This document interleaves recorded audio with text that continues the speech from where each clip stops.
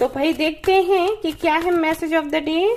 और यहाँ पर है आपके लिए attachment number 5, then you have thinking women and then you have first chakra archangel Michael. तो मे भी किसी कनेक्शन के बारे में आप लगातार सोचे जा रहे हैं जो कि एंड हो चुका है, या फिर किसी कनेक्शन के एंड होने का डर है आपको और उसके लिए ओवर थिंक कर रहे हो। आपको बोला जा रहा है आर्कएंजल माइकल से आप प्रे करें कि जो आपको चाहिए वो आपको मिल जाए। अगर वो आपके लिए अच्छा होगा तो एंजल आपकी हेल्प करेंगे, और अगर वो आपके लिए अच्छा नहीं होगा तो वो चीज आपसे दूर जा सकती है। तो उसको लेकर परेशान ना हो, आपके अच्छे के लिए ये हो रहा है।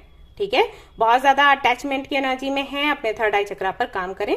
और इसके लिए आप मेडिटेशन कर सकते हैं या फिर योगा कर सकते हैं, जो भी आपको ठीक लगे वो आप कर सकते हैं, या फिर कोई बुक आप पढ़ें जिससे कि आपको हेल्प मिले, जैसे कि भगवत गीता या जो आपको पसंद हो।